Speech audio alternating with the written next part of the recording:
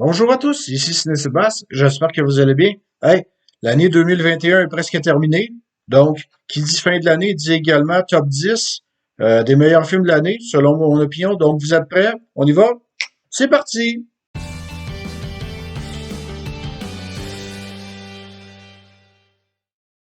Pour ce qui est de mon top 10, on va opter ça d'une manière différente. Je vais vous nommer en tout 5 blockbusters qui m'ont vraiment interpellé, des gros films à la Hollywood, et 5 films originaux qui sortent vraiment de l'ordinaire. Comme on dit, c'est des petits bijoux, donc allons-y. On commence avec les blockbusters. Tout d'abord en cinquième position, West Side Story de Steven Spielberg. Pourquoi j'ai apprécié ce film-là et pourquoi je vous le recommande? Tout d'abord, c'est un musical très bien fait, une belle histoire à la Roméo et Juliette qui se déroule dans les années 50 avec des excellentes performances d'acteurs et actrices.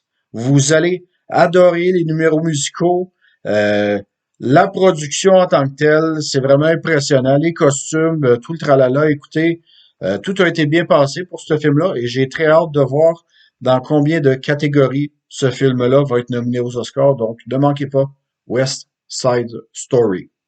En quatrième position, il s'agit d'un film d'animation, Les Mitchells contre les machines. Pourquoi je vous recommande ce film-là? Eh bien, ce film a été produit par Phil Lord et Chris Miller, ceux qui ont produit également l'excellent film Spider-Man dans le Spider-Verse qui était à couper le souffle. Et dans ce film, on découvre une famille vraiment excentrique, hors de l'ordinaire, alors que ceux-ci doivent, dans le fond, empêcher une invasion de, dans le fond, les machines essayent de contrôler tout le peuple de la Terre. Vous voyez le genre un peu, c'est un peu la guerre contre humains, contre technologie, donc c'est vraiment pas mal en soi. Et c'est un peu une satire des gens qui sont dépendants envers la technologie, spécialement le téléphone cellulaire, tout le tralala. Écoutez, c'est une famille hors de l'ordinaire. Attendez de voir le chien de la famille. Ce chien-là est tellement adorable et j'espère de tout cœur qu'il va avoir une série de courts-métrages sur cette famille, ou plutôt encore le chien de cette famille de fous. Mon troisième titre va porter sur le célèbre Dune de Denis Villeneuve. Écoutez, dans ma critique, j'ai plutôt fait référence au fait que j'ai apprécié le film pour le trip visuel. Oui, c'est exact. Le trip visuel de ce film-là, sonore, est vraiment impeccable. Bien sûr, la fin du film laisse vraiment sur sa fin et on veut vraiment voir la deuxième partie, la troisième partie, où est-ce que tout ça va s'en aller. Pour moi, dès que je vais avoir vu les films restants de la série, je vais avoir une grande vue d'ensemble, mais une chose est sûre, ce film-là est réalisé avec brio. C'est de la science-fiction cérébrale, bien sûr, et c'est un film qui est là, mais ce film-là est tellement bien fait que vous allez pas voir en tant que tel les 2h30 passées, donc je vous recommande fortement le film Dune. En deuxième position, il s'agit du célèbre Zack Snyder's Justice League. Oui, Monsieur Snyder a, comme on dit, eu carte blanche pour faire le film de super-héros qu'il voulait, avec une durée de 4 heures. Écoutez, pour ce qui est des personnages, que ce soit Superman, Batman, Aquaman, Cyborg, Flash, écoutez, Wonder Woman, chaque personnage a son moment de gloire. Le film est quand même très bien fait, vu que celui-ci est divisé en chapitres. Vous croyez que 4 heures, c'est long? Ben, bien non. Vous pouvez autant vous taper la moitié du film et écouter l'autre moitié le lendemain, comme quoi que vous pouvez vous taper le 4 heures d'une traite. C'est vraiment un film épique qui en vaut vraiment la peine. J'espère de tout cœur qu'il va y avoir une suite à Justice League. Donc, mesdames et messieurs, fans de super-héros, vous ne serez pas déçus par la proposition de Monsieur Zack Snyder. Et mon numéro un, le blockbuster, comme on dit, qui m'a littéralement jeté à terre, est Spider-Man No Way Home. Spider-Man No Way Home est vraiment un film événement. Il s'agit de la conclusion de la trilogie des films de Tom Holland. Et écoutez, je vais rien vous révéler. Si vous avez vu le film, j'ai une bonne raison, ou plusieurs bonnes raisons pourquoi vous avez adoré celui-ci. Mais le dernier tiers, hmm, le dernier tiers est vraiment un film épique qui rappelle beaucoup le dernier tiers du film Avengers Endgame. Je n'attendais pas du tout ce film-là. J'en avais vraiment ma claque des super-héros. Je vais être honnête avec vous. Écoutez, après avoir vu Avengers Endgame, je me suis dit, ah, les super-héros, ça va être dépassé. Il n'y a aucun moyen que Marvel Studios réussisse à topper le chef-d'œuvre qu'est Avengers Endgame. Mais non, j'ai eu tort. J'ai eu vraiment tort juste en voyant la bande-annonce avec l'apparition du Gobelin Vert ou du Docteur Octopus.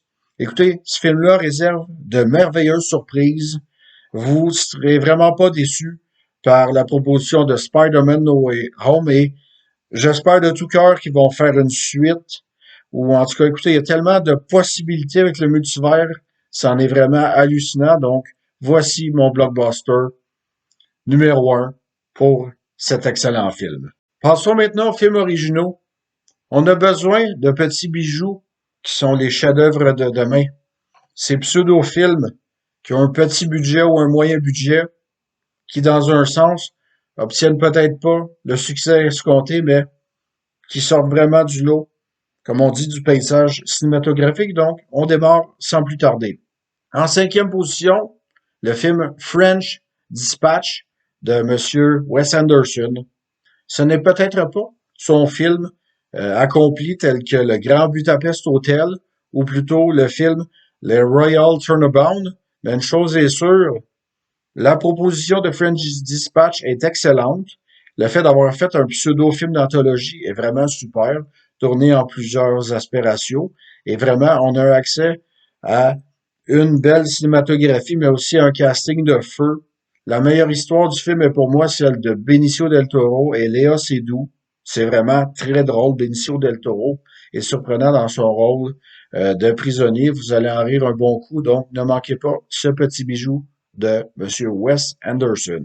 En quatrième position, la comédie dramatique Licorice Pizza. Notre cher Paul Thomas Anderson revient aux commandes, comme on dit, de ce coming of age movie qui se déroule, soit dit en passant, dans les années 70.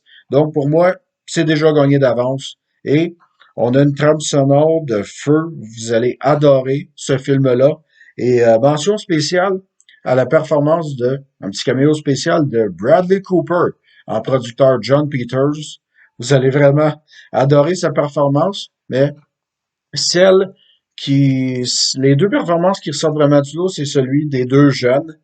Euh, j'ai un blanc concernant le nom de l'actrice, mais celle-ci a une très bonne carrière devant elle, et principalement Cooper Hoffman. Qui est Cooper Hoffman? C'est le fils du regretté Philip Seymour Hoffman. Philip Seymour Hoffman avait joué dans Boogie Nights et Magnolia, des films de Paul Thomas Anderson que je considère des vrais chefs-d'œuvre. Donc, vous voulez vivre un trip des années 70, écoutez les Corys Pizza, vous ne serez pas déçus. Numéro 3 est le célèbre King Richard, le fameux film avec Will Smith sur l'histoire de Richard Williams ainsi que de Serena et Venus Williams. Comme j'avais mentionné une de mes vidéos, écoutez, Will Smith donne la performance de sa vie. S'il n'est pas nominé aux Oscars cette année, je ne sais pas quoi vous dire. Il est nominé au Golden Globe, Dieu soit loué. J'espère qu'il va remporter une tonne de prix parce que sa performance dans Richard Williams est vraiment à vous jeter à terre.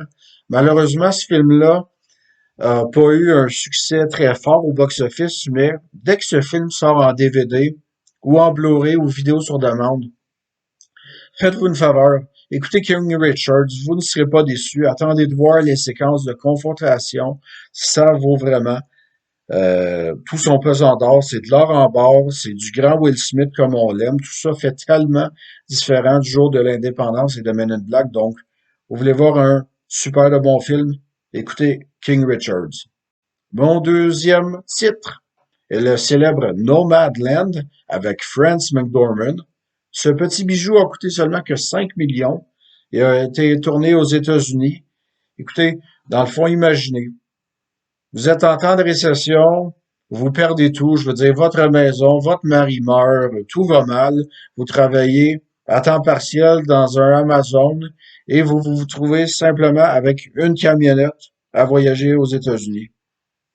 Ce film Nomadland, oui, il y a des silences, oui, ça peut paraître long, ça peut paraître un peu légèrement dramatique, mais la performance de Frances McDormand est vraiment à couper le souffle. On est capable de s'identifier au personnage. On est capable de se dire, OK, dans ma vie, si j'arrive à tout perdre, est-ce que je serais capable de faire ce que cette femme-là fait, juste de partir et de vivre dans une camionnette. Dans le fond, écoutez, ça porte vraiment à réflexion. C'est vraiment un film qui sort de l'ordinaire, donc ne manquez pas ce cher Nomadland. Et mon premier film, celui que je considère le meilleur film original qui soit, un grand chef-d'œuvre moderne, est le drame The Father, le père, mettant en vedette Sir Anthony Hopkins. Je vais être franc avec vous, je ne savais pas à quoi m'attendre quand j'ai décidé d'écouter ce film-là. Je me disais, OK, le film dure 1 heure et demie. Euh, on suit l'histoire d'un monsieur qui est atteint d'Alzheimer, sa famille essaie de l'aider, il perd la boule, tout le tralala. Mesdames et messieurs, je vous jure, je n'ai jamais vu de portrait aussi réaliste sur la santé mentale depuis le film Un homme d'exception, mettant en vedette Russell Crowe. Ce film, The Father, plus le film avance, plus on doute, mais quand la fin va arriver, vous serez littéralement sans mots. Sir Anthony Hopkins, c'est vous vraiment qui avez fait ce film au complet. Vous êtes un excellent acteur et vous donnez une performance incroyable dans ce film. Je ne veux pas regarder ce film-là une deuxième fois tellement que j'ai été, dans un sens, affecté par ce film. Mais si vous voulez vraiment un film rempli de sensations fortes qui dure seulement que 90 minutes, allez voir The Father. Vous n'en reviendrez pas. Et c'est ce qui conclut ma vidéo. J'espère que vous avez apprécié. N'hésitez pas à mettre un pouce en l'air, commenter, partager la vidéo et de vous abonner bien sûr à la page YouTube et Facebook Les Films C'est Sérieux. J'aimerais savoir, vous, êtes-vous du style films originaux qui sortent de l'ordinaire ou des bons blockbusters à l'américaine bien gras, bien forts, avec beaucoup d'explosions? Donc, laissez-le moi savoir dans vos commentaires et dites-moi donc aussi quel a été vos choix qui vous ont pas mal surpris avec la cuvée qu'on a eue cette année. C'est vraiment super. 2022 promet avec d'excellents films tels que Aquaman 2, Avatar 2. J'espère qu'il va sortir. On l'attend depuis longtemps. Plusieurs bons films. La mort sur le Nil, Uncharted, adapté du jeu vidéo. Les possibilités sont infinies. Donc, ici, c'est Sébastien qui vous dit le pouvoir du cinéma. Je vous souhaite à tous une bonne fin d'année 2021. Et on se retrouve en 2022 pour de nouvelles vidéos. Donc, à la prochaine. Bye bye.